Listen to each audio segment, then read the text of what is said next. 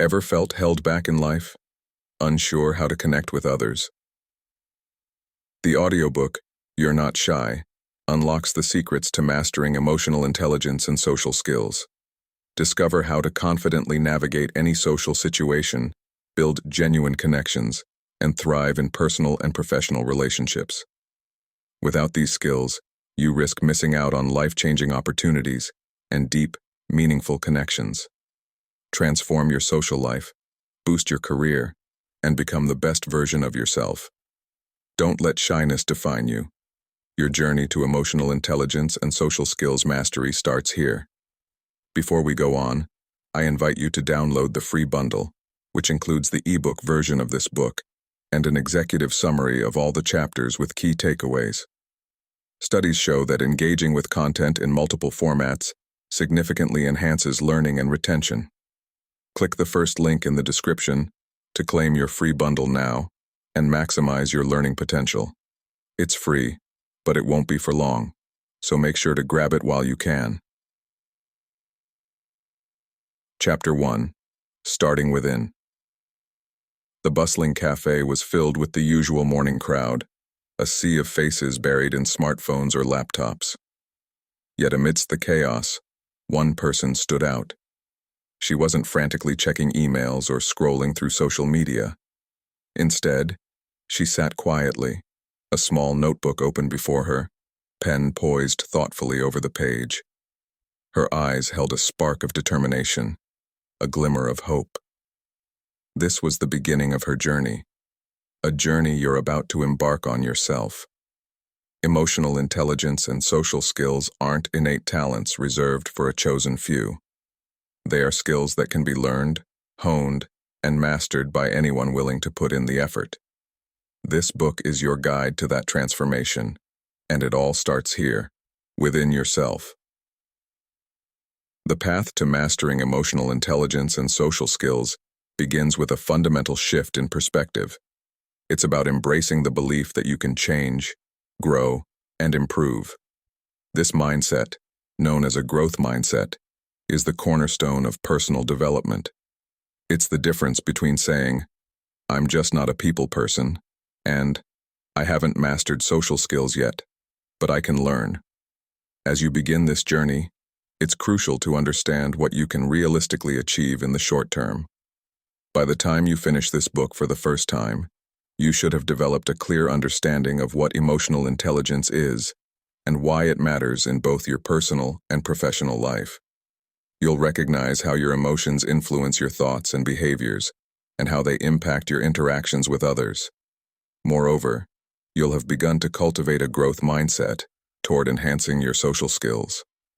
This means viewing social challenges not as insurmountable obstacles, but as opportunities for learning and improvement. Each interaction, each conversation, becomes a chance to practice and refine your skills. Perhaps most importantly, you'll have established clear personal goals for your emotional and social development. These goals will serve as your roadmap, guiding your efforts and helping you measure your progress. But what about the long-term benefits? What can this journey lead to if you continue to practice and apply these skills over time? The potential is truly transformative. You can expect a significant increase in self-awareness and confidence in social interactions. You'll find yourself navigating complex social situations with greater ease, reading social cues more accurately, and responding more appropriately. Your relationships, both personal and professional, will likely become stronger and more meaningful. You'll develop the ability to connect with others on a deeper level, empathize more fully, and communicate more effectively. This can lead to more satisfying friendships, more harmonious family relationships, and more productive work partnerships. Perhaps most exciting is the potential for continuous personal growth and improved emotional resilience. As you become more attuned to your emotions and those of others, you'll find yourself better equipped to handle life's challenges. Stressful situations that once threw you off balance will become manageable. Conflicts that once seemed insurmountable will become opportunities for growth and understanding. So, What's involved in this process? What are the most important steps? The journey begins with embracing self-compassion and letting go of self-judgment. This might sound counterintuitive. After all, aren't we trying to improve ourselves? But harsh self-criticism often leads to defensiveness and resistance to change. By approaching yourself with kindness and understanding, you create a safe space for honest self-reflection and growth.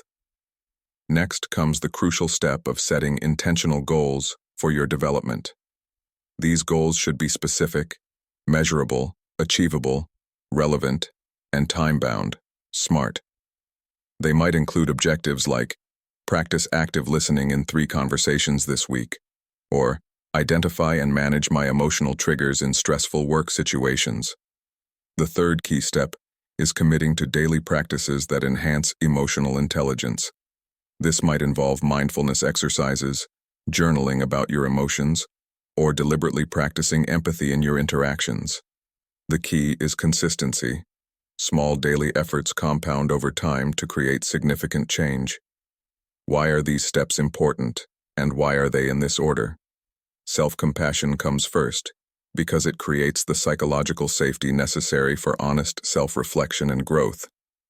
Without it, we tend to shy away from acknowledging our weaknesses or mistakes, both essential for learning. Setting goals comes next because they provide direction and motivation. Goals give us something concrete to work toward, helping to maintain focus and effort, even when progress feels slow. Daily commitment is the final piece, because it ensures consistent progress and habit formation. Emotional intelligence and social skills aren't developed through occasional bursts of effort, but through consistent practice over time. As we delve deeper into this journey, it's important to understand the scope and purpose of this book. We're not aiming for perfection or promising to turn you into a social savant overnight. Instead, we're providing you with a toolkit, a set of skills, strategies, and insights that you can use to navigate the complex world of human interaction more effectively. The potential impact of this journey on your personal and professional life cannot be overstated. Improved emotional intelligence can lead to better decision-making, more effective leadership, and greater overall life satisfaction. In your personal life, it can result in deeper, more fulfilling relationships and a greater sense of emotional well-being. Adopting a growth mindset is crucial to this process. It means truly believing in your ability to change and improve. This can be challenging, especially if you've long held limiting beliefs about your social abilities. Perhaps you've always thought of yourself as shy or socially awkward.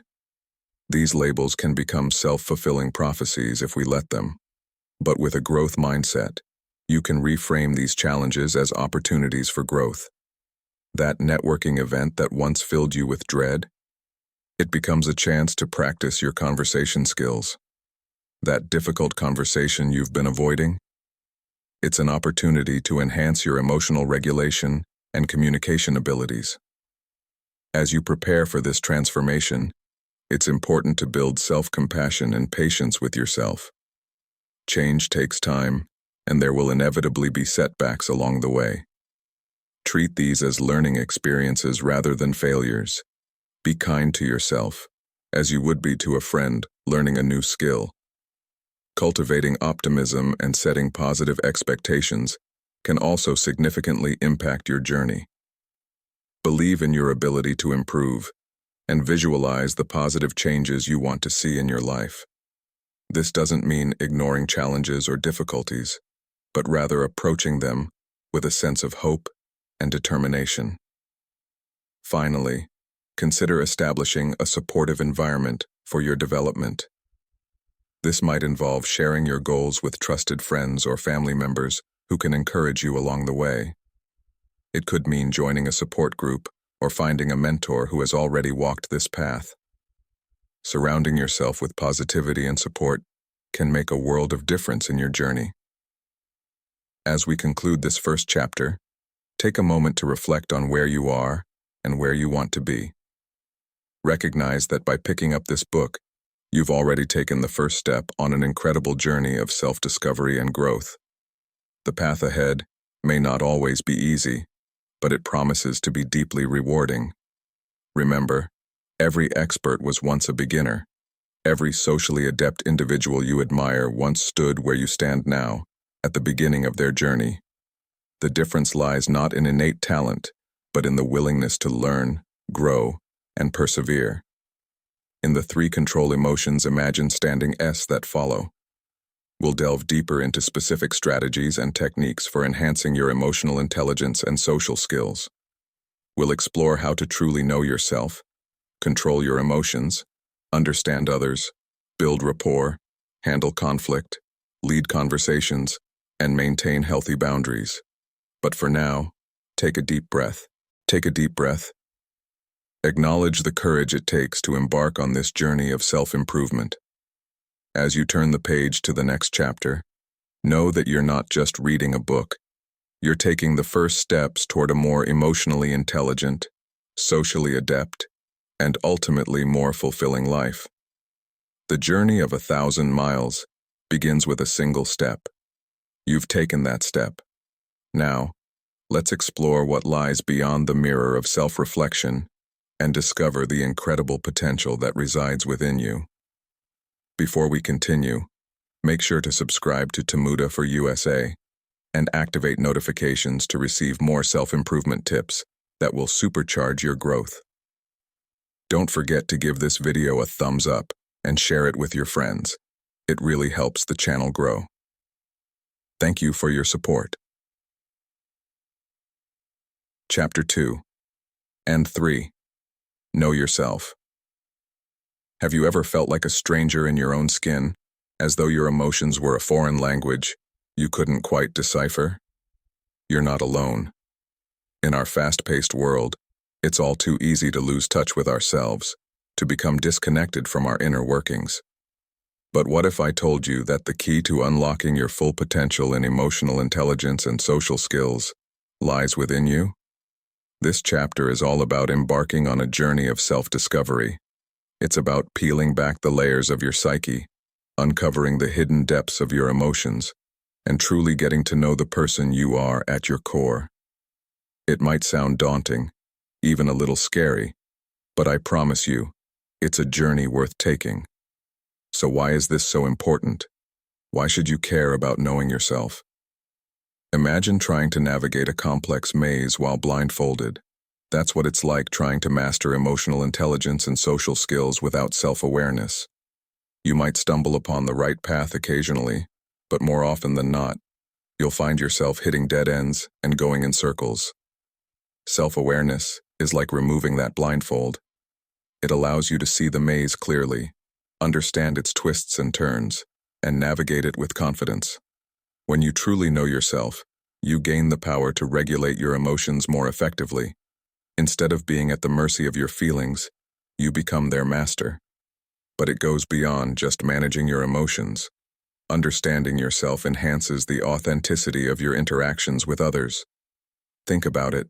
How can you be genuine in your relationships if you're not even sure who you really are? When you know your true self, your strengths, weaknesses, values, and motivations, you can show up in the world as your authentic self. And authenticity, my friend, is magnetic.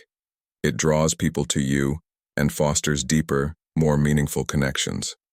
Moreover, identifying your personal patterns is like finding the cheat codes to your own growth. We all have habitual ways of thinking, feeling, and behaving. Some of these patterns serve us well, while others hold us back. By recognizing these patterns, you gain the power to reinforce the positive ones and change the negative ones. It's like being able to reprogram your own software for optimal performance. So how do we go about developing this crucial self-awareness? It starts with a willingness to look inward, to ask yourself tough questions, and to listen, really listen, to the answers. One powerful tool in this process is identifying your emotional triggers. These are situations, words, or events that elicit strong emotional responses in you. Maybe it's when someone interrupts you while you're speaking, or when you feel like you're being ignored. By recognizing these triggers, you can start to understand why they affect you so strongly and develop strategies to manage your reactions. A practical way to track these triggers is by keeping an emotion journal. This doesn't have to be an elaborate diary. Even a simple note on your phone will do the trick. The key is to jot down situations that stirred up strong emotions in you, what those emotions were, and how you reacted. Over time, you'll start to see patterns emerge. You might notice that you tend to feel anxious in large social gatherings, or that you often react with anger when your boundaries are crossed. Understanding these emotional patterns is like decoding your personal emotional language.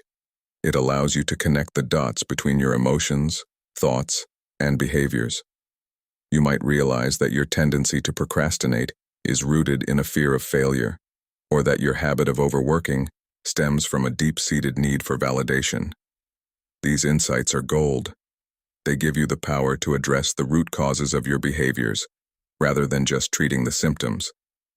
But self-awareness isn't just about understanding your emotions. Self-discovery is not just about understanding your emotions. It's also about recognizing your strengths and weaknesses. One effective tool for this is a personal SWOT analysis. SWOT stands for strengths, weaknesses, opportunities, and threats. While commonly used in business, it's an incredibly powerful technique for personal development as well. Start by listing your personal strengths. What are you naturally good at? What skills have you developed over time? These could include abilities like empathizing with others, solving problems, or excelling at public speaking. Next, honestly assess your weaknesses. Perhaps you struggle with time management, or find it difficult to assert yourself during conflicts. Remember, acknowledging your weaknesses isn't about criticizing yourself. It's about identifying areas where you can grow. The O and T in SWOT refer to external factors. Opportunities are circumstances you can leverage for growth. For instance, a new job might help you build leadership skills, or a friend might offer to teach you a new language. Threats are external challenges that could hinder your progress, such as a toxic work environment or negative influences in your social circle. Once you've completed your SWOT analysis, you can create strategies to leverage your strengths, address your weaknesses, seize opportunities, and mitigate threats. This provides you with a personalized roadmap for your development journey. Overcoming blind spots with feedback. Here's the thing. Our perception of ourselves isn't always accurate. We all have blind spots, areas where our self-image doesn't align with reality. This is where feedback from others becomes invaluable.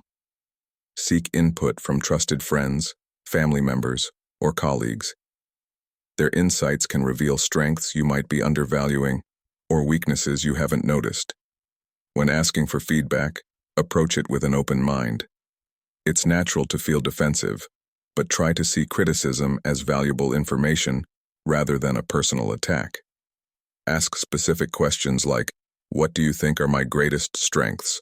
or, "In what areas do you think I could improve?" Remember, you don't have to agree with every piece of feedback, but it's worth considering and reflecting on. Tools for self-discovery. Several tools can assist in your journey of self-discovery. Personality assessments like the Myers-Briggs Type Indicator, MBTI, or the Big Five provide insights into traits like introversion versus extroversion, thinking versus feeling, and openness to experience. While they aren't definitive labels, they offer a helpful framework for understanding your tendencies and how they influence your behavior and interactions. Clarifying your core values is another powerful exercise. Your values are the principles that guide your decisions and actions. Identifying them ensures that your actions align with what matters most to you, leading to greater authenticity and fulfillment. To clarify your values, try this exercise. Imagine yourself at the end of your life, looking back. What would you want to be remembered for? What principles would you hope had guided your actions? These reflections can point you toward your core values, which you can then use as a compass for decision-making and goal setting. Daily practices for self-discovery. Incorporating self-discovery into your daily routine can create lasting growth. 1. Daily reflection. Spend a few minutes journaling about your experiences, emotions, and insights. Over time, you'll start to notice patterns and trends in your thoughts and behaviors. 2. Mindful meditation. This involves sitting quietly and observing your thoughts and feelings without judgment. Think of it as watching clouds drift across the sky. You notice them without clinging to or pushing them away. This practice enhances present moment awareness and helps you connect with your inner experiences. The process, not the destination. Self-discovery is a process, not a destination. You're not trying to reach a point where you have yourself completely figured out. Instead, you're cultivating a habit of self-reflection and introspection that will serve you throughout your life. Transformative outcomes. What can you expect from this journey? At a basic level, you'll develop an increased recognition of your emotional states and triggers. You'll become more aware of what you're feeling in the moment and why. This alone can be transformative. Understanding your emotions allows you to respond thoughtfully rather than reacting impulsively. Over time, this self-awareness will ripple into other areas of your life, enhancing your relationships, decision-making, and overall emotional intelligence. Let's continue this journey together as we uncover more tools and techniques to help you unlock your full potential. Gain the power to respond thoughtfully rather than reacting impulsively. Emotional control allows us to navigate challenges with resilience and maintain stronger, more authentic connections with others. It's a cornerstone of emotional intelligence and a skill that can profoundly impact every area of your life. Understanding emotional control. At its core, emotional control is about balance. It doesn't mean suppressing or ignoring your feelings, which can lead to long-term stress and inner conflict. Instead, it's about acknowledging your emotions, understanding their root causes, and responding in ways that align with your values and goals. Think of emotions like waves. You can't stop them from coming, but you can learn how to ride them without being swept away. The science of emotional regulation. Emotional control involves both the limbic system, which generates emotions, and the prefrontal cortex, which helps regulate them. When emotions run high, the limbic system can overpower rational thinking, leading to impulsive reactions. Strengthening the connection between these brain regions through deliberate practice can enhance your ability to manage emotions. Practical strategies for emotional control. Here are some tools and techniques to help you take the helm of your emotional ship. 1. Pause and breathe. When emotions start to rise, give yourself a moment to pause. Take deep, slow breaths to calm your nervous system. This simple act can create the mental space needed to choose a thoughtful response, rather than reacting impulsively. 2. Name your emotions. Identify what you're feeling. Are you angry, anxious, disappointed, or excited? Naming your emotions can reduce their intensity and help you understand their origins. 3. Challenge your thoughts. Emotions often stem from interpretations of events rather than the events themselves. Ask yourself, is this thought accurate? Am I jumping to conclusions? Reframing negative thoughts can shift your emotional state. 4. Use grounding techniques. When overwhelmed, focus on the present moment. Techniques like the 5-4-3-2-1 method, noticing 5 things you see, 4 things you hear, etc., can bring you back to the here and now. 5. Channel your energy. Physical activity, creative outlets, or talking to a trusted friend can help you release pent-up emotions in a healthy way. 6. Practice mindfulness. Regular mindfulness meditation can improve your ability to observe emotions without judgment, making it easier to manage them when they arise. 7. Develop an emotional toolbox. Prepare strategies for different emotional triggers. For example, if public speaking causes anxiety, create a ritual of positive visualization and breathing exercises beforehand. Why emotional control matters. When you master emotional regulation, you gain more than just composure. You build trust and respect in your relationships, as others see you as someone who can handle difficult situations calmly and empathetically. In the workplace, emotional control is key to leadership, decision-making, and conflict resolution. Overcoming challenges in emotional control. Developing this skill isn't always easy. You may face moments where emotions feel too intense to manage. When this happens, be patient with yourself. Emotional control is a practice, not a perfection. Learn from setbacks. Reflect on moments where your emotions got the better of you, and consider how you might handle them differently in the future.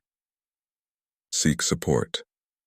If you find certain emotions particularly challenging, consider working with a therapist or coach who can provide guidance tailored to your needs. The transformative power of emotional mastery. Imagine navigating a high-stakes work presentation without succumbing to fear, or handling a heated argument with a loved one by expressing your feelings constructively instead of lashing out. Emotional control enables you to be your best self, even in the most trying circumstances. As we conclude this chapter, remember, emotional mastery doesn't mean you'll never feel overwhelmed. It means you'll have the tools and mindset to face challenges with resilience and grace. In the next chapter, we'll dive deeper into understanding the emotions of others and building empathy, a vital skill for creating meaningful connections and enhancing your social intelligence. All the difference when you're facing emotional challenges. These relationships provide a buffer against stress and help you feel more grounded during difficult times. Building a strong support network can be as simple as fostering meaningful friendships, seeking out mentors, or participating in communities where mutual support is emphasized. Emotional resilience. Building your emotional bank. Emotional resilience is like an emotional bank account. The more you deposit into it by engaging in activities that promote your well-being, the more emotional resources you'll have to draw on when times get tough. By proactively managing your emotional health, you can strengthen your ability to stay balanced, even when faced with life's inevitable ups and downs. Activities that promote emotional resilience include physical exercise. Regular exercise boosts your mood by releasing endorphins and helps reduce stress. Mindfulness and meditation. These practices help you stay grounded and better equipped to manage your emotions. Quality sleep. A well-rested mind is more resilient and able to manage emotions effectively. Creative expression. Engaging in creative hobbies like art, writing, or music allows you to process and release emotions in a healthy way. When you're emotionally resilient, you're better equipped to handle difficult situations without losing your composure. You won't be as easily rattled by stress, and you'll be able to recover more quickly from emotional setbacks. The role of boundaries in emotional control. One of the most important aspects of emotional regulation is setting healthy boundaries. Boundaries protect your emotional well-being and allow you to maintain control over your reactions. Without boundaries, we might find ourselves drained by others' demands, overwhelmed by responsibilities, or emotionally triggered by external events. Setting boundaries involves knowing when to say no and when to assert your needs. It's about communicating openly with others about what is acceptable and what is not. For example, if a friend consistently calls you late at night when you're trying to wind down, it's important to set a boundary and communicate that you need rest. By doing so, you protect your emotional energy, allowing you to stay calm and collected in your interactions. The power of empathy in emotional control. While emotional control focuses on understanding and managing your own emotions, empathy is the ability to understand and connect with the emotions of others. These two skills go hand in hand. When you're emotionally in tune with yourself, you're better able to recognize and respond to the emotions of those around you. Empathy enhances your ability to engage with others in meaningful ways.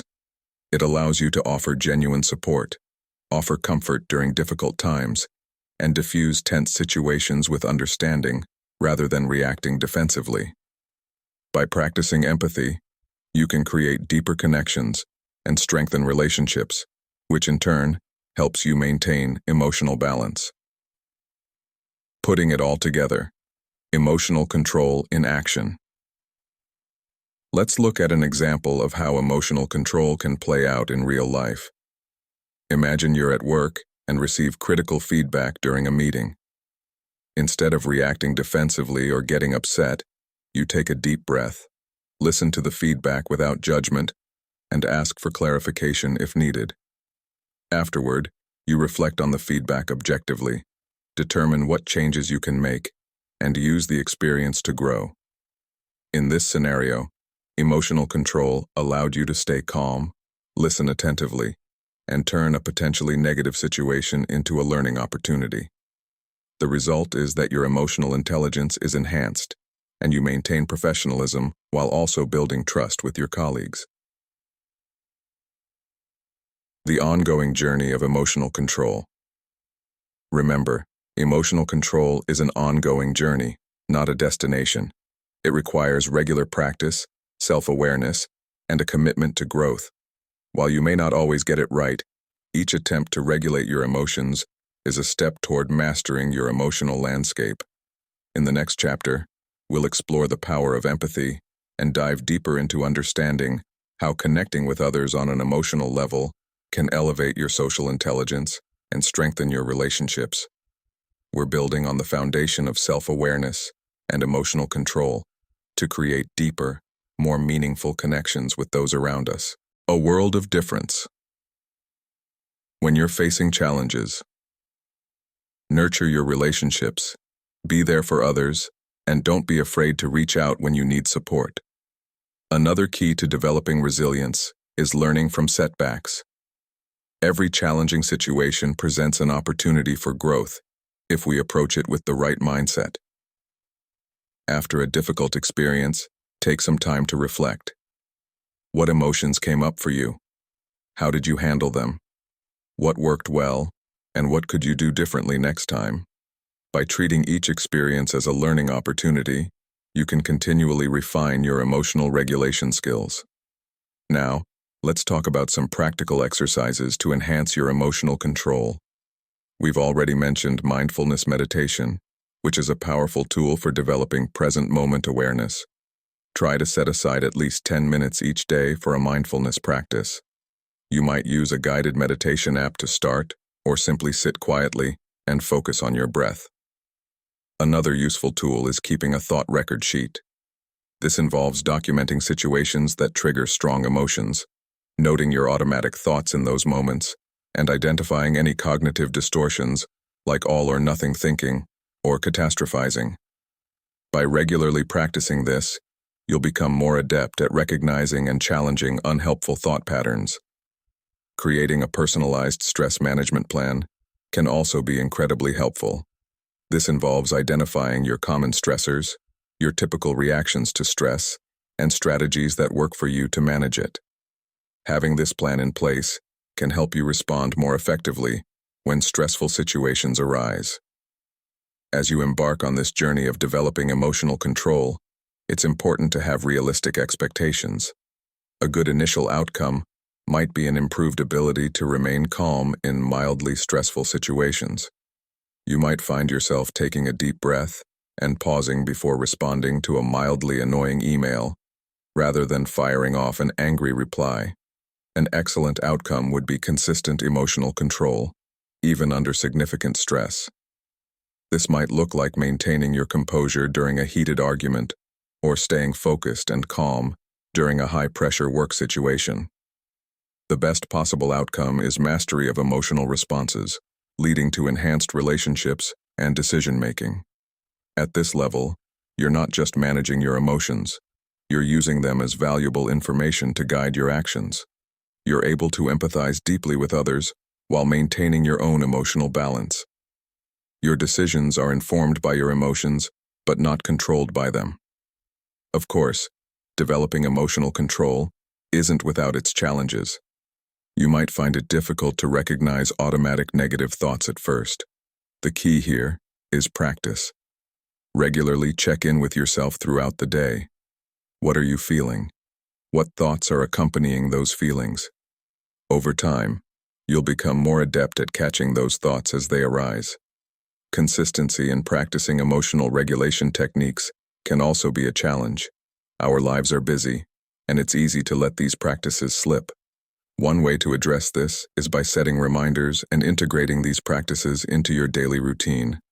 Maybe you do a quick mindfulness exercise every morning while your coffee brews, or fill out a thought record sheet before bed each night.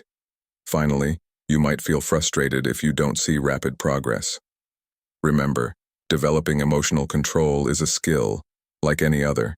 It takes time and practice to master. Acknowledge and celebrate small improvements along the way. Did you catch yourself before snapping at someone? That's progress.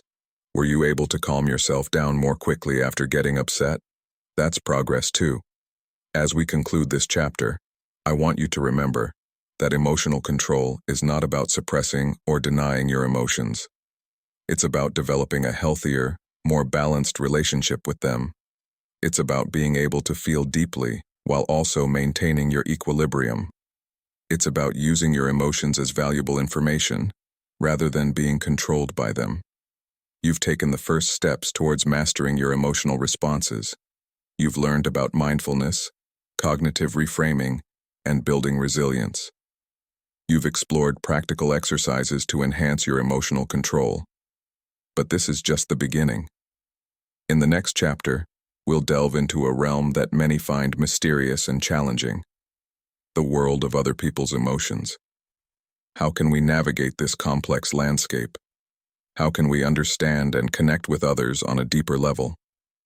The answers might surprise you, and they're closer than you think. Are you ready to unlock the secrets of empathy and emotional connection? The journey continues. Chapter 4. Understand others. Have you ever felt like you were speaking a different language from everyone else, even when you're all using the same words? Or perhaps you found yourself in a situation where the tension in the room was palpable, but you couldn't quite put your finger on why. Welcome to the intricate world of human interaction, where what's left unsaid often speaks louder than words. In this chapter, we're going to embark on a journey into the minds and hearts of those around us. We'll explore the hidden language that everyone speaks, but few truly understand. It's a language that transcends words, a silent symphony of gestures, expressions, and energy that communicates volumes if you know how to listen. But why is this so crucial? Why should we care about delving into the emotional landscapes of others? Well, imagine for a moment that you had a superpower. This superpower would allow you to sense what others are feeling, to understand their perspective even when it differs vastly from your own, and to navigate social situations with ease and grace. Sounds pretty amazing, right? This superpower has a name: empathy. And while it might seem like something you're either born with or not, the truth is that empathy, like any skill, can be developed and honed. It's not about being psychic or having an uncanny ability to read minds. It's about learning to tune into the subtle cues that everyone broadcasts constantly, often without even realizing it. Developing this skill is like learning to see the world in color after living in black and white. Suddenly, social interactions take on new depth and meaning. You start to understand why people react the way they do, even when their reactions seem irrational on the surface. You begin to see the hidden motivations behind actions, the unspoken fears and desires that drive behavior. This understanding is key to fostering deeper, more meaningful connections with others. When you can truly empathize with someone, you create a bridge of understanding between you. This bridge allows for clearer communication, reduces misunderstandings, and helps prevent conflicts before they even begin. But empathy isn't just about making friends and influencing people. It's a crucial skill in every aspect of life. In the workplace, it can help you collaborate more effectively with colleagues, understand the needs of clients or customers, and even become a more effective leader. In personal relationships, it can help you support loved ones through difficult times, resolve conflicts more easily, and create stronger, more lasting bonds. So, how do we develop this superpower? It starts with perspective taking. This is the ability to step outside your own viewpoint and consider how someone else might be experiencing a situation. It's about asking yourself, if I were in their shoes, how might I feel? What might I be thinking? This doesn't mean you have to agree with everyone's perspective. The goal isn't to abandon your own views, but to expand your understanding to include those of others. It's about recognizing that there are many valid ways to see the world, and that someone else's perspective, even if different from your own, is just as real and valid to them as yours is to you. Practicing perspective taking can be as simple as pausing before you react to someone and asking yourself, what might be going on for them that I can't see? Maybe the colleague who snapped at you is dealing with stress at home. Perhaps the friend who's been distant lately is struggling with something they're not ready to share. By considering these possibilities, you open yourself up to a more compassionate and understanding response. But empathy isn't just about intellectual understanding. It's also about emotional resonance, the ability to connect with and share the feelings of others. This doesn't mean taking on everyone's emotions as your own. Rather, it's about creating a space where others feel seen, heard, and understood. One powerful way to build this emotional connection is through validation. Validation means acknowledging and accepting someone's feelings without judgment. It's not about agreeing with their actions or telling them they're right. It's simply about recognizing their emotional experience as real and valid. For example, instead of telling someone, "Don't be sad," or "You shouldn't feel that way," try saying something like, "It sounds like you're really hurting right now. That must be difficult." This simple act of validation can be incredibly powerful. It makes people feel heard and understood, which in turn makes them more likely to open up and connect with you. Now, let's dive into the fascinating world of nonverbal communication.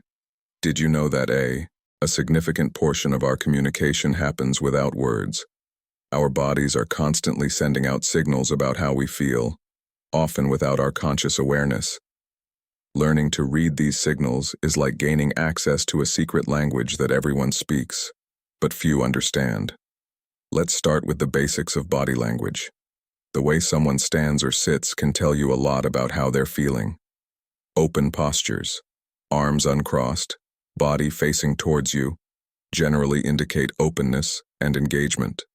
Closed postures, arms crossed, body turned away, might suggest discomfort or defensiveness. Gestures can also be revealing. Fidgeting or playing with objects might indicate nervousness or discomfort, while hand movements that match the rhythm of speech often indicate enthusiasm and engagement. Pay attention to these subtle cues, and you'll start to pick up on information that goes beyond what's being said. Facial expressions are another rich source of emotional information.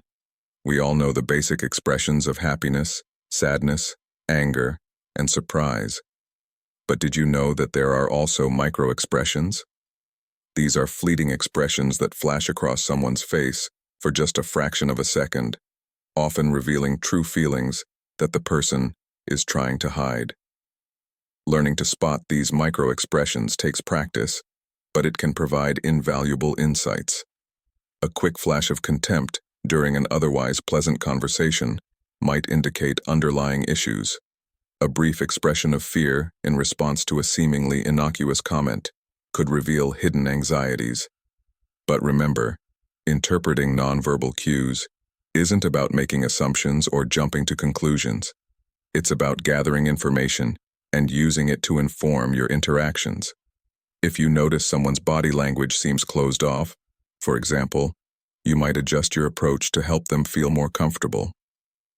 Developing your active observation skills is key to understanding others. This means not just passively receiving information, but actively looking for patterns and meanings in social interactions. When you're in a group setting, try to notice the dynamics at play. Who seems to be leading the conversation? Who appears to be uncomfortable or left out? What unspoken rules seem to be governing the interaction? Enhancing your situational awareness also plays a crucial role. This means being attentive to the broader context of an interaction. What's the setting? What happened just before this moment? How might external factors be influencing people's behavior? By considering these factors, you can gain a more nuanced understanding of social situations. Now let's talk about some practical exercises to develop these skills. One powerful practice is what I call empathy sessions. These are conversations where your sole focus is on listening and understanding the other person.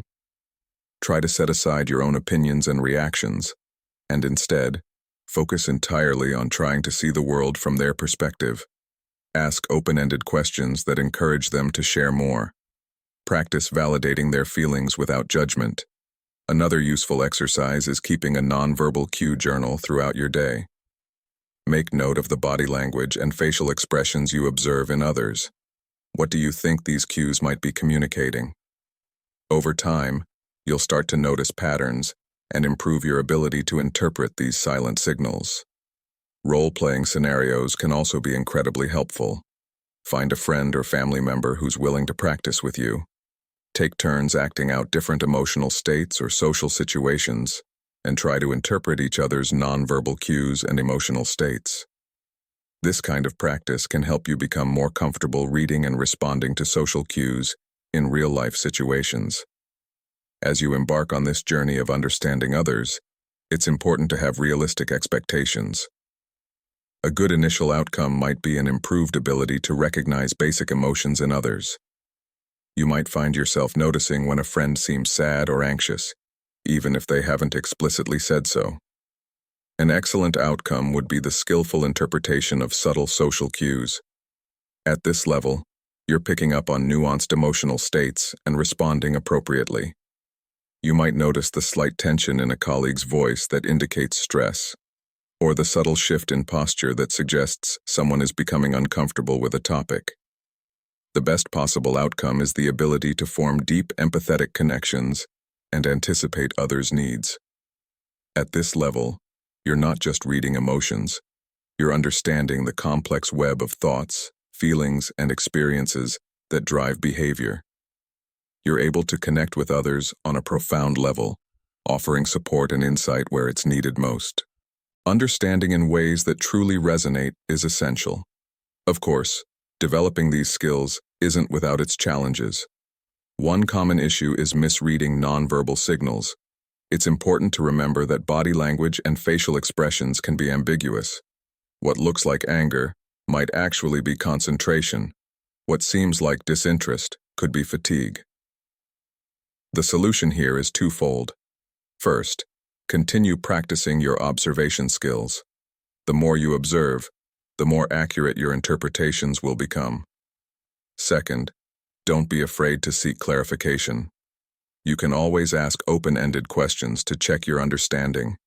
For example, "You seem upset. Is everything okay?" This not only helps confirm your interpretation, but also shows the other person that you're paying attention and care about their feelings. Another potential pitfall is emotional overwhelm. When you start to connect more deeply with others' emotions, it can sometimes feel like you're taking on their pain or stress. It's important to establish emotional boundaries and practice self-care.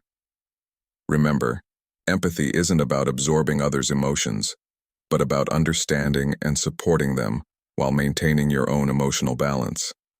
Lastly, be wary of overanalyzing social interactions.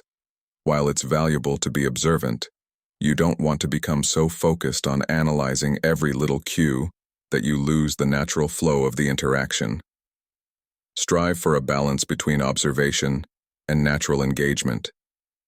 Use your insights to inform your interactions, not to scrutinize them excessively. As we conclude this chapter, I want you to remember that understanding others is an ongoing journey. Every interaction is an opportunity to learn and grow. Every person you meet has something to teach you about the vast spectrum of human experience. By developing your empathy and observation skills, you're not just improving your social interactions, you're expanding your understanding of what it means to be human. You've taken the first steps towards seeing the world through others' eyes. You've learned about perspective taking, emotional resonance, and the silent language of nonverbal cues. You've explored practical exercises to enhance your empathy and observation skills, but this is just the beginning. In the next chapter, we'll explore how to take this understanding and use it to create powerful connections. How can we leverage our newfound insights to build rapport quickly and effortlessly? What's the secret to making others feel truly seen and valued? The answers might surprise you, and they're closer than you think. Are you ready to discover the art of genuine connection? The journey continues, and a world of deeper, more meaningful relationships awaits. Chapter 5 and 6. Build rapport. Have you ever met someone and felt an instant connection, as if you've known them for years, even though you've just met? There's a certain magic in those moments, a spark that ignites a potential friendship or a productive working relationship. But what if I told you that this magic isn't as mysterious as it seems? What if you could learn to create that spark, that instant connection, with almost anyone you meet? This is the art of building rapport, and it's what we'll be exploring in this chapter. But before we dive in, let's consider why this skill is so crucial in mastering emotional intelligence and social skills. Imagine trying to have a meaningful conversation with someone while standing on opposite sides of a wide ravine. You might be able to shout across, but the nuances of your words would be lost, and the subtleties of your expressions unseen. Building rapport is like constructing a bridge across that ravine. It allows for clear, effective communication, enabling ideas and emotions to flow freely between people. But rapport goes beyond just facilitating communication. It's the foundation upon which trust is built. When you have rapport with someone, they're more likely to open up to you, sharing their thoughts and feelings honestly. This trust is the lubricant that makes all social interactions smoother, whether you're trying to close a business deal, resolve a conflict with a friend, or simply enjoy a pleasant conversation with a new acquaintance. Moreover, the ability to build rapport quickly and effectively can dramatically enhance both your personal and professional relationships. In your personal life, it can help you form deeper friendships, navigate social situations with ease, and even improve your romantic relationships. Professionally, it can make you a more effective leader, a better team player, and a more persuasive communicator. So, how do we go about building this magical bridge of rapport? It starts with authenticity. In a world where we're often encouraged to present a polished, perfect version of ourselves, it's essential to remain genuine. People can sense when you're being real, and this authenticity fosters trust. The more you show up as your true self, the more others will feel comfortable doing the same. True authenticity can feel like a breath of fresh air. When you're genuine and sincere in your interactions, people can sense it. It makes them feel safe to be genuine in return, creating a foundation of trust. Being authentic doesn't mean oversharing or ignoring social norms. It simply means being true to yourself and your values in your interactions. It means letting your real personality shine through rather than putting on a facade you think others want to see. One powerful way to foster authenticity is by sharing appropriate personal experiences. When you open up about your own life, it invites others to do the same. The key word here is appropriate. You want to share enough to create a connection, but not so much that it overwhelms the other person or makes them uncomfortable. Another crucial aspect of building rapport is finding common ground. Humans are naturally drawn to those who are similar to us. When we discover shared interests or experiences with someone, it creates an immediate sense of connection. This doesn't mean you need to have everything in common with someone to build rapport. Even small similarities can be powerful connection points. The trick is to be genuinely curious about the other person and to listen actively for potential areas of common ground. Maybe you both grew up in the same part of the country, or you share a love for the same sport, or you've both recently taken up a new hobby. When you find these points of connection, don't be afraid to explore them further. They can be the foundation upon which you build a stronger relationship. Now let's delve into a fascinating technique that can dramatically enhance your ability to build rapport: mirroring. This concept comes from the field of social psychology, and it's based on the observation that we tend to like and trust people who are similar to us. Mirroring involves subtly matching certain aspects of another person's behavior to create a sense of familiarity and comfort. Verbal mirroring is one aspect of this technique. It involves reflecting the language, pace, and tone of the person you're talking to. If they speak slowly and thoughtfully, you might adjust your own speech to match. If they use certain phrases or expressions frequently, you might incorporate those into your own speech, as long as it feels natural and not forced. For example, if someone tends to use visual language, saying things like, "I see what you mean," or "That looks good to me," you might respond in kind with phrases like, "Let me paint you a picture," or "Can you envision how that might work?" This creates a sense of being on the same wavelength, enhancing understanding and connection. Nonverbal mirroring is equally important. This involves aligning your body language and gestures with the other person. If they lean in while talking, you might do the same. If they use expressive hand gestures, you might become a bit more animated in your own gestures. The key is to be subtle. You're aiming for harmony, not mimicry. It's crucial to note that mirroring should always be done with respect for personal space and cultural norms. Different cultures have different standards for personal space and appropriate body language, so it's important to be aware of these differences and adjust accordingly. While mirroring can be a powerful tool for building rapport, it's not the whole story. Active listening is another crucial skill that can significantly enhance your ability to connect with others. Active listening goes beyond just hearing the words someone is saying. It's about fully engaging with the speaker, demonstrating that you're not just hearing them, but truly understanding and valuing what they're saying. One key aspect of active listening is demonstrating attention. This involves maintaining appropriate eye contact, which can vary depending on cultural norms, nodding to show understanding, and using verbal cues like or "I see" to indicate that you're engaged. These small signals can make a big difference in how heard and understood the other person feels. Another powerful active listening technique is the use of reflective responses. This involves paraphrasing what the other person has said to confirm your understanding. For example, you might say something like, "So what I'm hearing is," or "It sounds like you're saying this." Not only does this show that you're listening carefully, but it also gives the speaker a chance to clarify if you've misunderstood anything. Asking clarifying questions is another great way to deepen the conversation and show your genuine interest. These should be open-ended questions that encourage the speaker to elaborate on their thoughts and feelings. For instance, instead of asking, "Did that make you angry?" you might ask, "How did that situation make you feel?" Now that we've explored these techniques, let's talk about some practical exercises you can use to develop your rapport-building skills.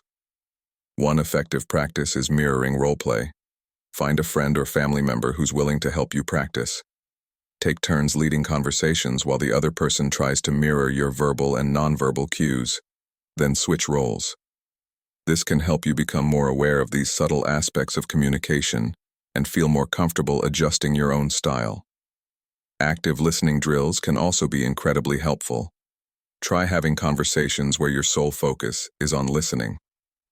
Resist the urge to interject with your own stories or opinions. Instead, concentrate on fully understanding the other person's perspective. Practice using reflective responses and asking clarifying questions. Another useful exercise is what I call common ground discovery. When you meet new people, challenge yourself to find at least 3 things you have in common within the first few minutes of conversation. This will help you develop the habit of looking for connection points and asking the right questions to uncover shared interests or experiences.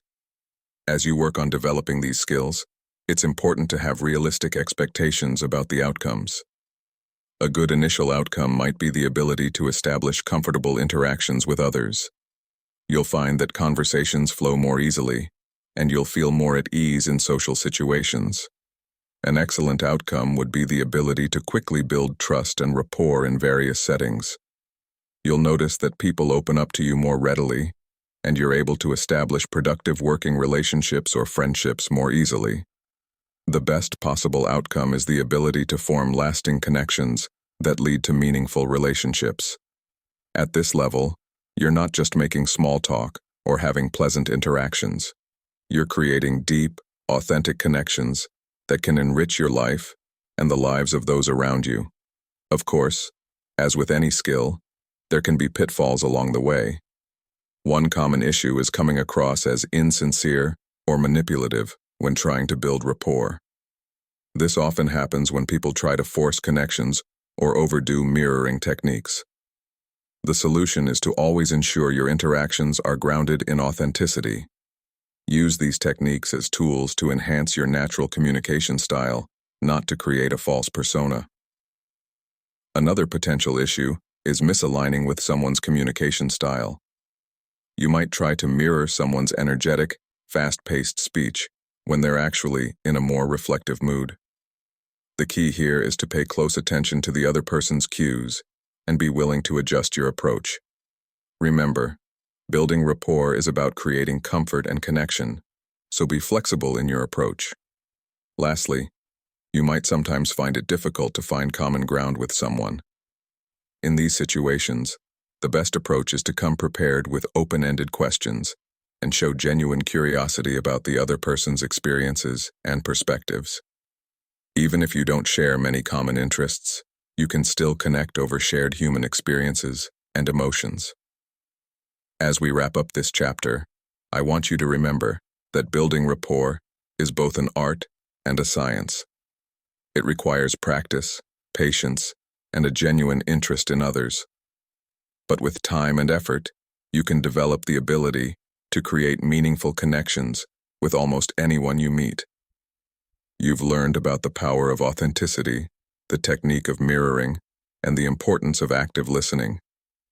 You've explored practical exercises to enhance your rapport-building skills, but this is just the beginning of your journey towards mastering social interactions.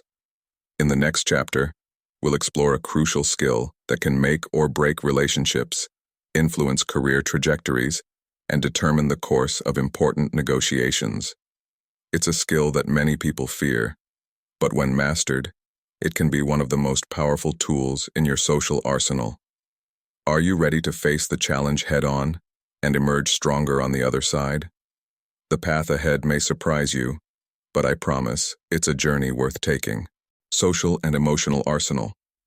It's a skill that can transform your relationships, enhance your career prospects, and dramatically improve your quality of life. But what exactly do we mean by handling conflict? It's not about avoiding disagreements or always getting your way. It's about something far more valuable: the ability to navigate disagreements gracefully while preserving and even strengthening relationships. It's about turning potential battlegrounds into opportunities for growth and understanding. Think about the last time you found yourself in a heated disagreement. How did you feel? Chances are, your heart rate increased, your muscles tensed, and you felt a surge of emotions, perhaps anger, frustration, or anxiety. This physiological response is hardwired into us, a remnant of our evolutionary past, when conflicts could be life-threatening. But in our modern world, most conflicts aren't about physical survival. They're about ideas, preferences, and values. The problem is, our bodies and brains still react as if we're facing a physical threat. This is why conflicts can feel so intense, and why they often escalate quickly, if not managed well. So why is mastering the art of handling conflict so crucial for emotional intelligence and social skills? First and foremost, effective conflict management is essential for maintaining healthy relationships. Think about it. Even the strongest relationships encounter disagreements. It's not the presence of conflict that determines the health of a relationship, but how that conflict is handled. When you can navigate conflicts skillfully, you're able to address issues without damaging the underlying relationship. This doesn't just preserve connections, it often strengthens them. Successfully working through a disagreement can increase mutual respect and understanding, deepening the bond between people. Moreover, learning to handle conflict effectively can significantly reduce stress in your life. Unresolved disputes are like emotional weights we carry around. They drain our energy, occupy our thoughts, and can even affect our physical health. By developing the skills to address and resolve conflicts, you're essentially learning to put down those weights, freeing yourself from the burden of ongoing tension and resentment. But the benefits don't stop there. Mastering conflict resolution enhances your problem-solving and negotiation skills. These are invaluable abilities in both personal and professional contexts. Whether you're working out a compromise with a spouse, negotiating a business deal, or finding a solution to a team disagreement at work, these skills will serve you well. So how do we go about developing this crucial skill? It starts with approaching disagreements constructively. This means shifting your mindset from winning the argument to finding a solution that works for everyone involved. It's about seeing conflict not as a battle to be won, but as a problem to be solved collaboratively. One key aspect of this approach is staying neutral. This doesn't mean being passive or indifferent. Rather, it's about keeping your emotions in check during conflicts. Remember those physiological responses we talked about earlier? The key is to recognize when they're happening and consciously work to calm yourself. Take deep breaths, remind yourself that this isn't a life or death situation, and focus on the issue at hand, rather than your emotional reaction to it. Another crucial aspect of constructive conflict resolution is focusing on issues, not personalities. It's easy to fall into the trap of making conflicts personal, attacking the other person's character, rather than addressing the specific behavior or situation that's causing the problem. But this approach almost always escalates conflicts and damages relationships. Instead, try to separate the person from the problem. Address specific behaviors or events, rather than making sweeping statements about the person's character. For example, instead of saying, "You're always so inconsiderate," you might say, "When you arrived an hour late without calling, I felt frustrated and disrespected." This brings us to one of the most powerful tools in conflict resolution, the use of I statements. This technique involves expressing your feelings and needs without blaming or attacking the other person. It's a way of communicating clearly and respectfully, even in the heat of a disagreement. The basic structure of an I statement is, I feel emotion when specific situation because reason. I need what you need. For example, I feel anxious when deadlines are missed because it affects the entire team's work. I need us to find a way to ensure we meet our commitments. Using I statements accomplishes several things. First, it expresses your feelings clearly without attacking the other person. Second, it opens the door for discussion rather than defensiveness. And third, it fosters problem solving by focusing on the issue at hand, not on the other person's faults.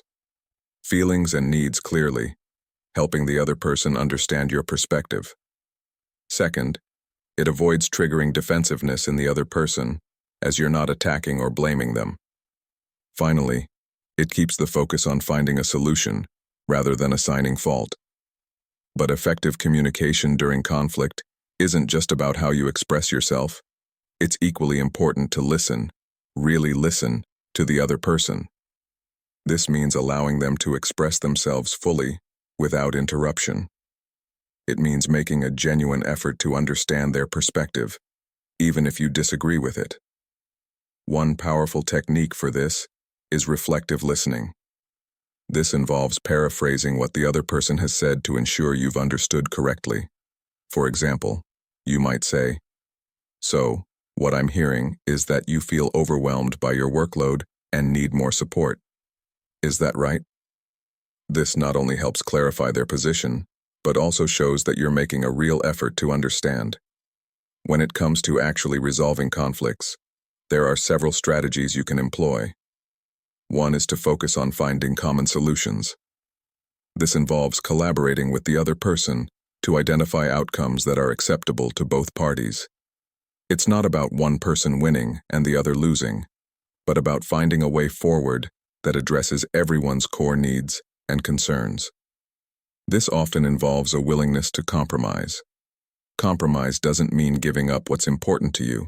Rather, it's about prioritizing what's truly essential and being flexible on less critical points. It's about finding creative solutions that meet the most important needs of all involved. Sometimes, however, you may encounter situations where a full resolution isn't possible. In these cases, the skill of agreeing to disagree becomes crucial. This involves acknowledging and respecting differences of opinion while maintaining the relationship. It's about recognizing that it's possible to have different views or preferences without it threatening the underlying connection or respect between people. Now, like any skill, handling conflict effectively takes practice. One great way to develop these skills is through conflict role plays. Find a friend or family member willing to help and practice working through hypothetical disagreements. Take turns playing different roles and try out the techniques we've discussed. This allows you to experiment with different approaches in a low-stakes environment. Another useful exercise is to assess your own communication style in conflicts. Are you typically aggressive, passive, or assertive? Do you tend to avoid conflicts altogether? Understanding your default approach can help you identify areas for improvement and consciously choose more effective strategies. Practicing active listening, specifically in the context of conflicts, can also be incredibly helpful. Try having conversations where your sole focus is on understanding the other person's perspective, even if you disagree with it. Resist the urge to interrupt or defend your position. Instead, concentrate on truly hearing and acknowledging their point of view. As you work on developing these skills, it's important to have realistic expectations about the outcomes. A good initial outcome might be the ability to remain calm during minor conflicts. You'll find that you're able to keep your cool, even when disagreements arise, avoiding the knee-jerk emotional reactions that often escalate situations. An excellent outcome would be the ability to effectively resolve disputes while preserving relationships. You'll notice that you're able to work through disagreements constructively, finding solutions that satisfy all parties without damaging the underlying connection. The best possible outcome is the ability to transform conflicts into opportunities for strengthened relationships and mutual understanding. At this level, you're not just resolving disagreements, you're using them as chances to deepen empathy, improve communication, and build stronger, more resilient connections. Of course, as with any skill, there can be challenges along the way. One common issue is becoming defensive or emotional during conflicts. When this happens, it's important to remember the emotional regulation techniques we discussed in earlier chapters. Take a deep breath. Remind yourself of your goal to resolve the issue, not to win, and try to approach the situation with a calm, problem-solving mindset. Another potential pitfall is unintentionally escalating the conflict. This can happen when we react impulsively or use inflammatory language. If you notice this happening, don't be afraid to take a pause. It's okay to say something like, "I think we both need a moment to cool down. Can we take a short break and come back to this in 10 minutes?" This can provide valuable time to regain perspective and approach the issue more constructively. Lastly, some people tend to avoid conflict altogether. While this might seem like a way to keep the peace, it often leads to unresolved issues that fester over time. If you find yourself doing this, try to reframe how you think about conflict. Remember, addressing issues openly and respectfully is usually far better for relationships in the long run than sweeping them under the rug. As we conclude this chapter, I want you to remember that conflict, when handled well, can be a powerful force for positive change. It can lead to better understanding, improved solutions, and stronger relationships. The skills you've learned here, staying neutral, using I statements, listening actively, and finding common solutions, are tools that can transform how you navigate disagreements in all areas of your life. You've taken important steps toward mastering the art of handling conflict. You've learned strategies for approaching disagreements constructively, communicating effectively during conflicts, and finding resolutions that work for everyone involved. But this is just one piece of the puzzle when it comes to navigating complex social interactions. In the next chapter, we'll explore a skill that can elevate your social interactions from good to great. It's an ability that can make you the person everyone wants to talk to, the one who can guide conversations effortlessly and make others feel truly heard and valued. Are you ready to unlock the secret to becoming a master of dialogue? The journey continues, and the best is yet to come. Chapter 7. Lead conversations. Have you ever found yourself in a social situation where the conversation seems to flow effortlessly, where ideas bounce back and forth, laughter erupts spontaneously, and time seems to fly by? These magical moments of connection don't happen by accident. They're often the result of someone skillfully guiding the interaction, creating an environment where everyone feels engaged, valued, and eager to contribute. This chapter is about unlocking the secrets to becoming that person, the one who can transform any social interaction from mundane to memorable. But it's not just about being the life of the party or the most popular person in the room. It's about something far more powerful and profound. Think about the last time you were truly captivated by a conversation. What made it so engaging? Was it the topic itself? Or was it the way the discussion unfolded? More often than not, it's the latter. The art of leading conversations is about creating an experience that draws people in, makes them feel heard and understood, and leaves them feeling enriched by the interaction. But why is this skill so crucial for mastering emotional intelligence and social skills? First and foremost, the ability to lead conversations enhances your social influence. When you can guide discussions effectively, you become a focal point in social and professional settings. People are naturally drawn to those who can create engaging, meaningful interactions.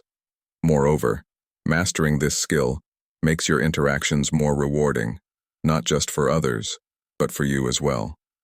When you can steer conversations in interesting directions, ask thought-provoking questions, and bring out the best in others, you'll find your social experiences becoming richer and more fulfilling.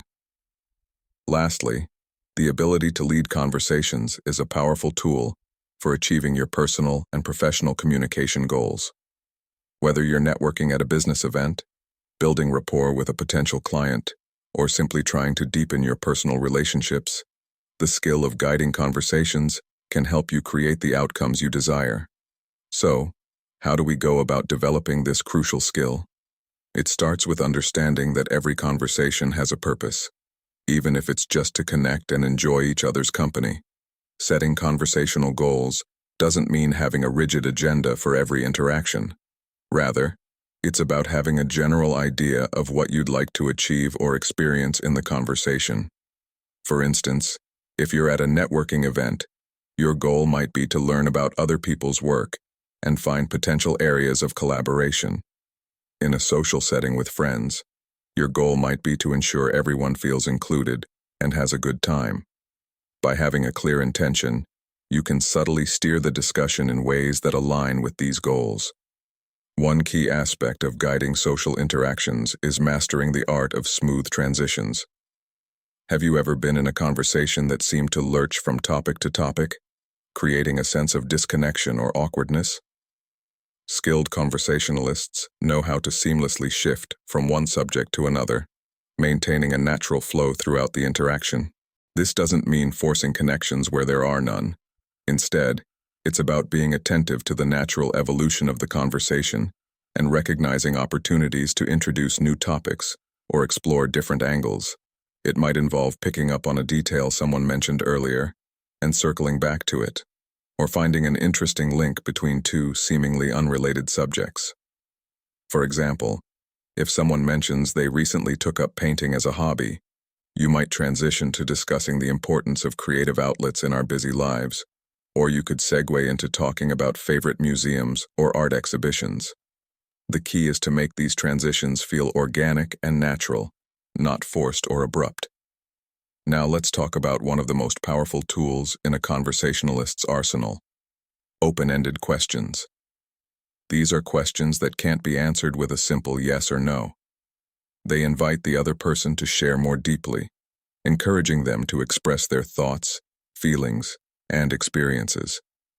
For instance, instead of asking, "Did you enjoy your vacation?"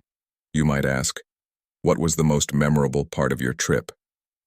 This not only elicits a more detailed response, but also gives you more material to work with for follow-up questions and further discussion.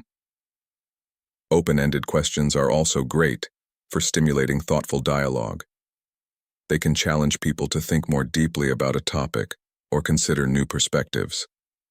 For example, "What do you think are the biggest challenges facing our industry right now?" is likely to generate a more engaging discussion than simply asking, "Is our industry facing any challenges?" Another powerful technique for leading conversations is the judicious use of humor. Humor, when used appropriately, can be a fantastic tool for building rapport and creating a positive atmosphere. It can help to lighten the mood in tense situations, break the ice in new social settings, and make conversations more enjoyable for everyone involved. However, it's important to use humor wisely. What's funny in one context might be offensive in another, so it's crucial to be sensitive to your audience and the situation. Self-deprecating humor can be particularly effective, as it shows humility and makes others feel more comfortable. Just be careful not to overdo it. The goal is to appear confident and approachable, not insecure. One of the most important aspects of leading conversations is making others feel valued. This goes beyond just being polite or friendly. It's about creating an environment where people feel truly seen, heard, and appreciated. One way to do this is by validating others' contributions to the conversation. This doesn't mean agreeing with everything someone says, but rather acknowledging the value of their input. It could be as simple as saying, "That's an interesting perspective," or "I hadn't thought about it that way before." Building others up is another powerful way to make people feel valued in conversations. This involves offering genuine compliments and encouragement. The key word here is genuine. Insincere flattery is often easy to spot and can backfire. Instead, look for authentic ways to appreciate others. This could be complimenting a unique insight they shared, acknowledging their expertise on a topic, or expressing appreciation for their sense of humor. Encouraging participation and sharing is also crucial in group conversations. There's often a tendency for a few people to dominate, while others remain silent. A skilled conversationalist knows how to draw out quieter individuals and ensure everyone has a chance to contribute. This might involve directly asking for someone's opinion or finding ways to connect the topic to their interests or experiences. Now, let's explore some practical exercises you can use to develop these skills. One powerful technique is conversation mapping. This involves planning potential topics and desired outcomes for important conversations. This doesn't mean scripting every word, but rather having a general outline of points you'd like to cover and directions you might take the discussion. For instance, if you're meeting a new colleague for coffee, you might map topics like their background, their role in the company, shared professional interests, and potential areas for collaboration. Having this mental map can help you guide the conversation naturally while ensuring you cover the important points. Another useful exercise is question crafting. Spend some time developing a list of open-ended questions for various situations. These could be general questions that work in many contexts, or specific questions tailored to certain types of conversations, like networking, casual chats, or deeper discussions. By practicing creating thoughtful, open-ended questions, you'll become more adept at guiding conversations and keeping them engaging. Like, what's the most exciting project you're working on right now? Or more specific questions tailored to particular settings or topics. Practicing transitions is also crucial. You can do this through role-play exercises with friends or even by yourself. Take two seemingly unrelated topics and practice finding natural ways to transition between them. The more you practice, the more natural and effortless these transitions will become in real conversations.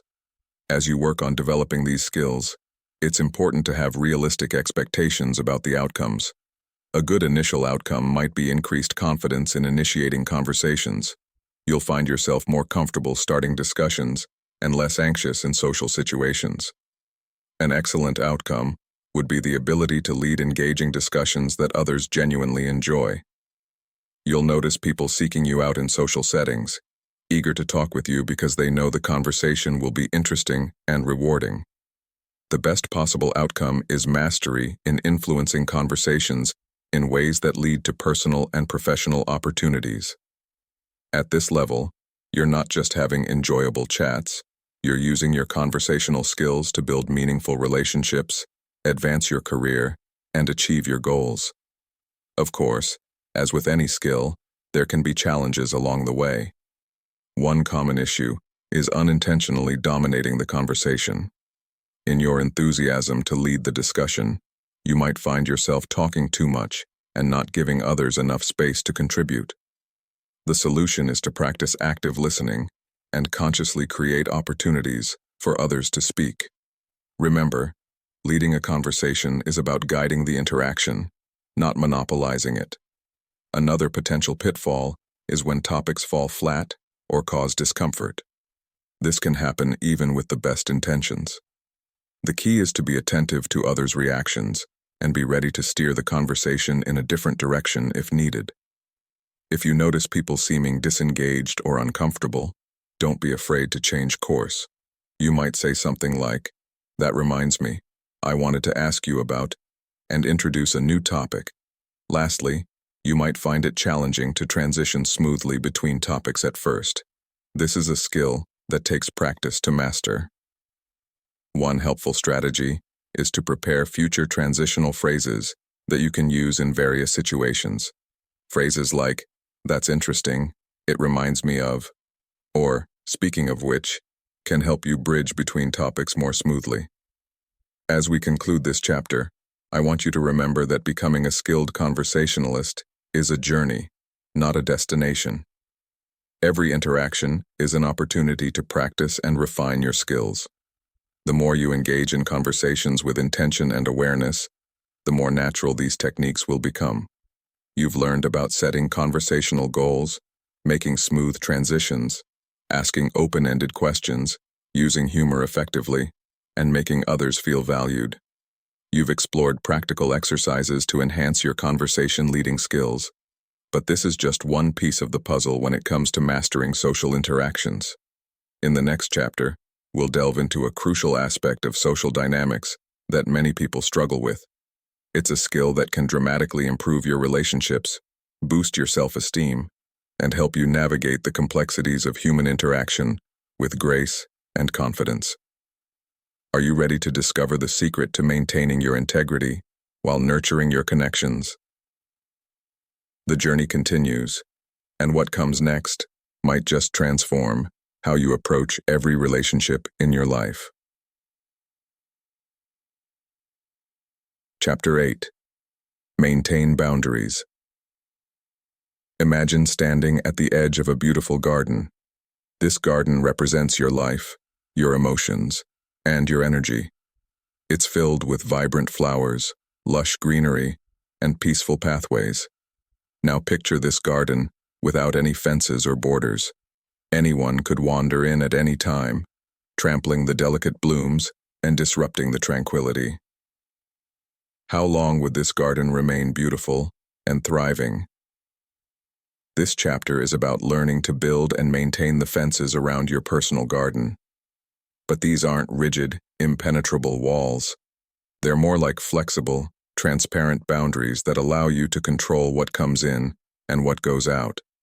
They're the key to preserving your emotional well-being while still engaging fully with the world around you.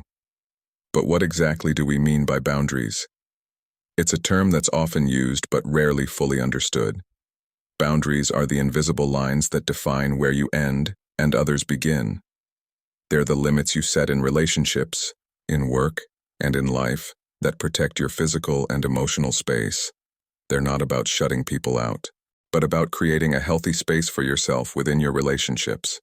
So, why is this skill so crucial for mastering emotional intelligence and social skills? First and foremost, boundaries are your first line of defense against burnout and emotional exhaustion. In a world that often demands more and more of our time and energy, knowing how to say no and protect your resources is essential. Without clear boundaries, you might find yourself constantly drained, always giving more than you can afford to give. Moreover, boundaries are the foundation of respect in relationships. When you clearly communicate your limits and expectations, and respect those of others, you create an environment of mutual understanding and consideration. This leads to healthier, more balanced relationships in all areas of life. Perhaps most importantly, maintaining healthy boundaries enhances your self-esteem and personal autonomy. It's an affirmation that your needs and feelings matter, that you have the right to make choices about your life and how you spend your energy. This sense of self-respect radiates outward, influencing how others perceive and treat you. So, how do we go about setting and maintaining these crucial boundaries? It starts with understanding your personal limits. This involves identifying your non-negotiables, the things you absolutely will not accept in your life or relationships. These might include behaviors you won't tolerate, situations you won't put yourself in, or demands on your time and energy that you're not willing to meet. Understanding your non-negotiables isn't about being rigid or inflexible. It's about knowing yourself well enough to recognize what truly matters to you, what you need to feel safe and respected, and what crosses the line for you personally. These boundaries will be different for everyone, and that's okay. The important thing is that you're clear about what they are for you. Equally important is understanding your emotional boundaries. This involves being able to distinguish your feelings from those of others. It's about recognizing that while you can empathize with someone's pain or joy, their emotions are not your responsibility to fix or manage. This doesn't mean being cold or uncaring, but rather maintaining a healthy separation between your emotional state and that of others. Once you've identified your boundaries, the next crucial step is learning how to communicate them effectively. This is where assertive communication comes into play. Assertiveness is the art of expressing your needs, wants, and limits clearly and respectfully, without aggression or passivity. When communicating boundaries, it's important to use firm but polite language and be clear and specific about what you need or what isn't acceptable to you. For example, instead of saying, "Don't bother me," you might say, "I need uninterrupted time to focus on this project between 2 and 4 p.m." This clearly states your boundary while also explaining the reason behind it.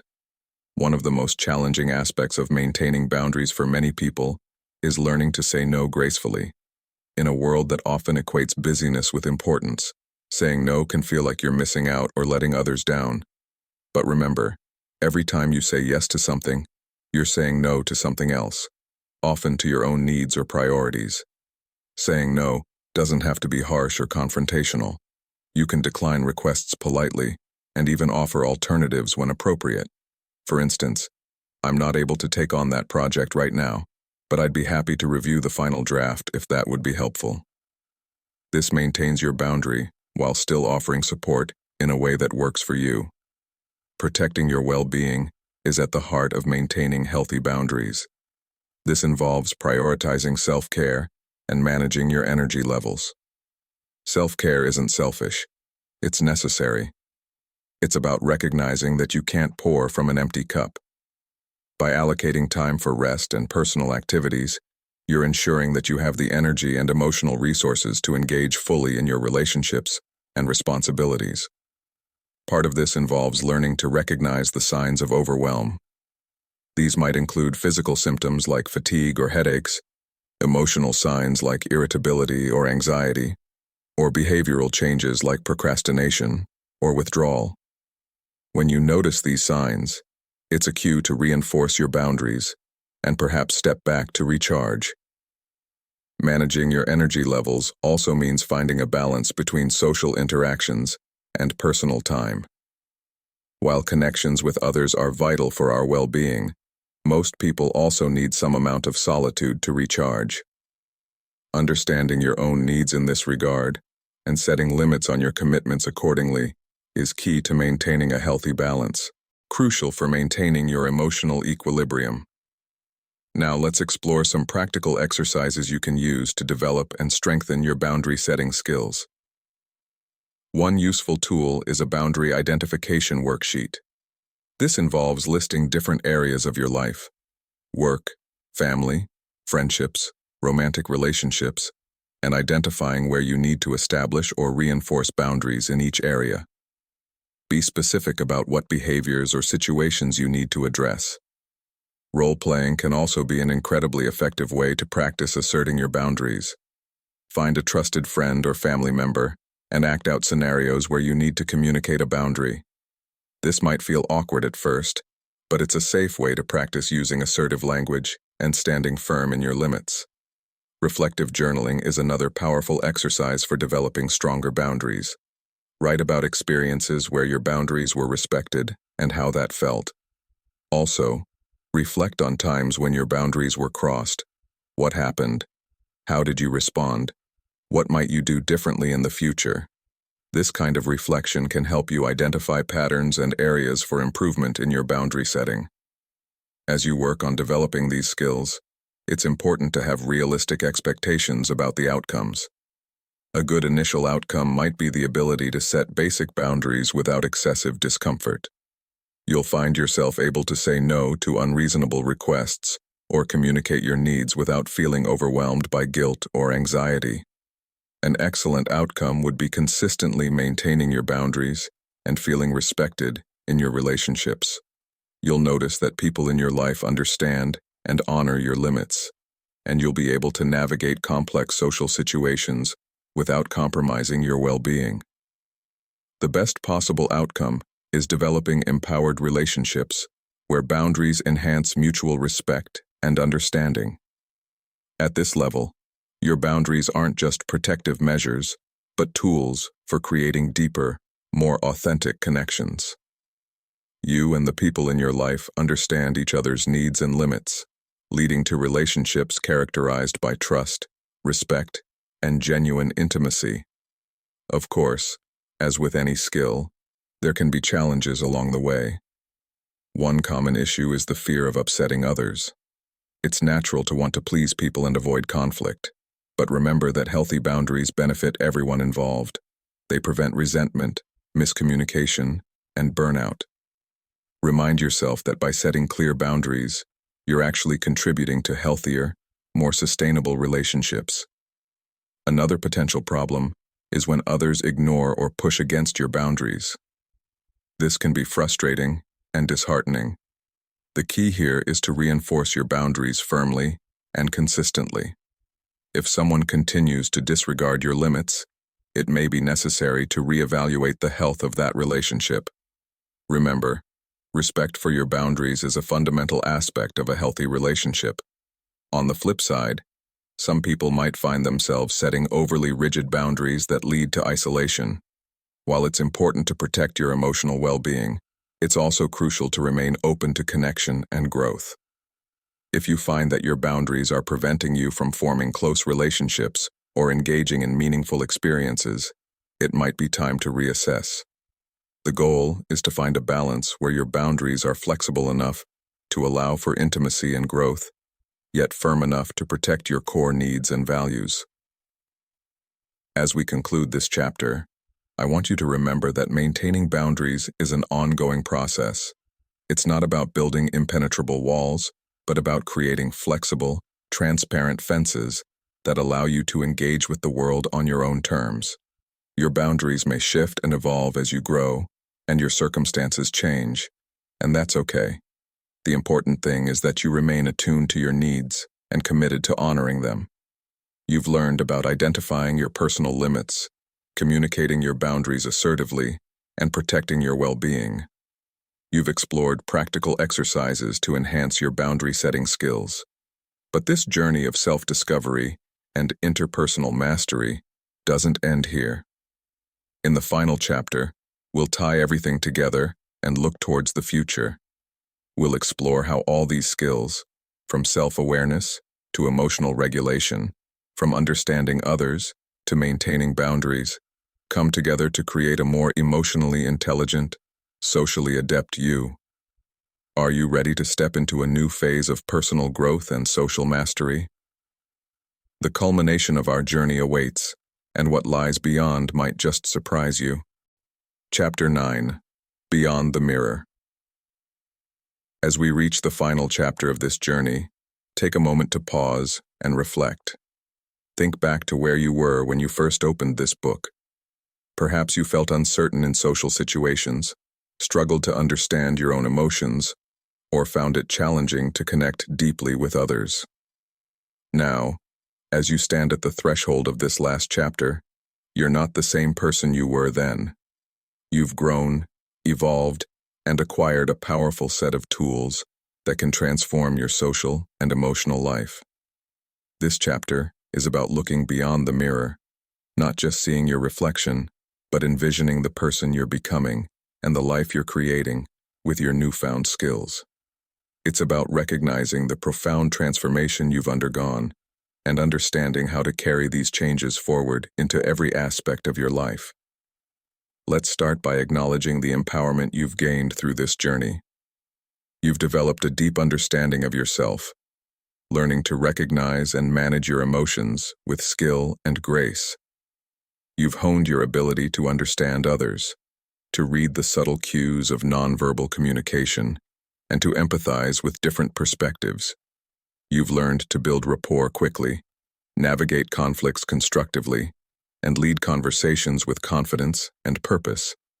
And perhaps most importantly, you've discovered how to set and maintain healthy boundaries, protecting your emotional well-being while fostering genuine connections. These aren't just abstract concepts or theoretical knowledge. They're practical, powerful tools that you now have at your disposal. Think about how these skills can transform your daily life. Imagine walking into a room full of strangers and feeling confident in your ability to connect and engage. Picture yourself navigating a difficult conversation with a loved one, using your conflict resolution skills to find a mutually satisfying solution. Envision leading a team meeting at work, guiding the discussion with ease, and bringing out the best in each participant. The impact of these skills on your relationships cannot be overstated.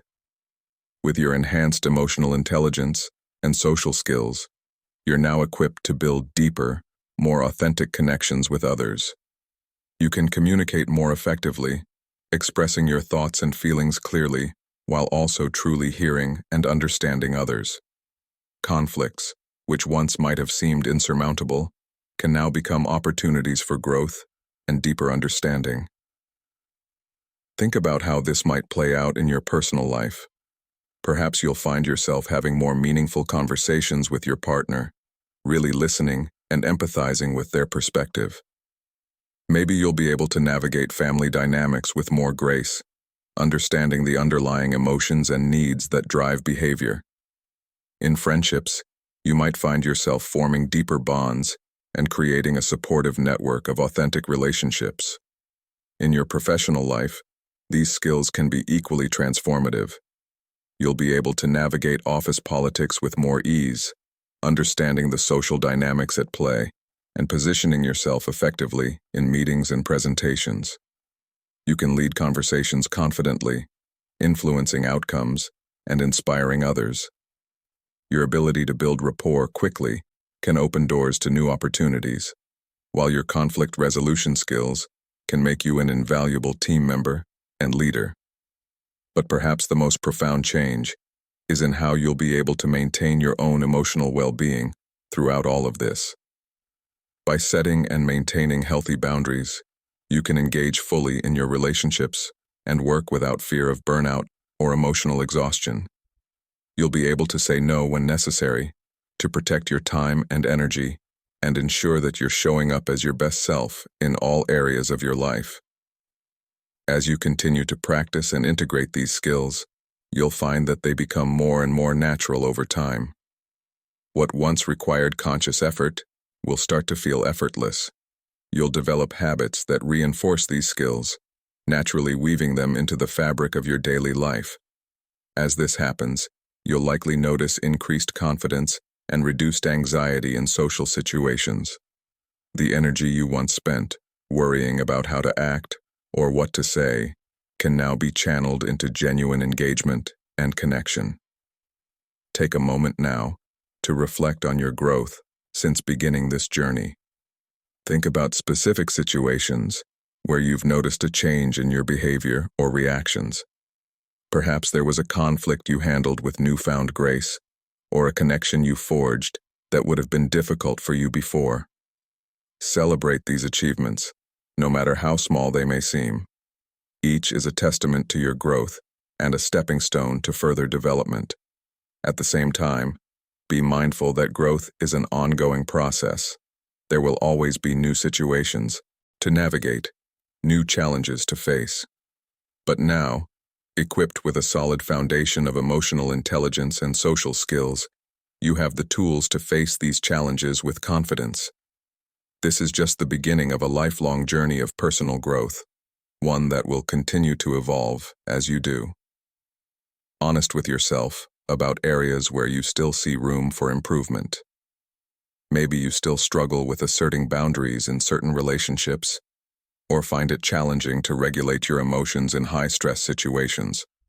Recognizing these areas isn't a sign of failure. It's an opportunity for continued growth. Remember, mastering emotional intelligence and social skills is a lifelong journey, not a destination. This brings us to a crucial point: the importance of continuous learning. The skills you've developed are not static. They can and should evolve as you encounter new situations and relationships. Embrace this as an exciting opportunity for lifelong development. Seek out new challenges that push you to apply your skills in different contexts. Read widely, engage in diverse social situations, and remain open to new perspectives and ideas. As you carry these skills forward into your life, you'll likely find that their impact extends far beyond your own personal growth. You may become a source of inspiration for others, leading by example in your relationships and work. Your increased emotional intelligence can make you a better friend, partner, colleague, and leader. You might find yourself naturally mentoring others, sharing your insights, and helping them develop their own emotional and social skills. Imagine the ripple effect this can have. As you interact with others with greater empathy, understanding, and emotional regulation, you create an environment that encourages the same in return. Your ability to navigate conflicts constructively can help create more harmonious relationships and workplaces. Your skill in leading conversations can bring out the best in others, fostering creativity and collaboration. In essence, what you've gained through this journey is not just a set of skills, but a new way of being in the world.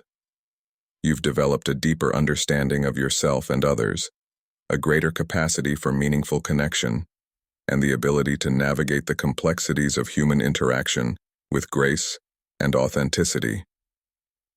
As we conclude this book, I want to leave you with a powerful truth.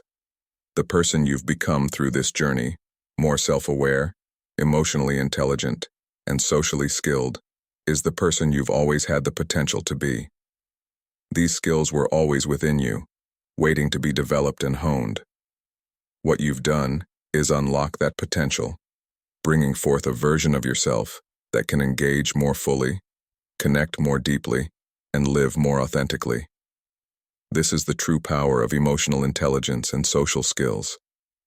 It's not about becoming someone you're not, but about becoming more fully yourself, the best version of you. It's about having the tools to express your true self more effectively, to connect with others more genuinely, and to navigate life's challenges with greater resilience and grace. As you close this book and step back into your life, carry with you the knowledge that you now have the power to shape your social and emotional experiences. You have the ability to create the connections you desire, handle the conflicts that arise, and lead the conversations that matter. You have the tools to protect your emotional well-being while engaging fully with the world around you. Remember, every interaction is an opportunity to practice and refine these skills.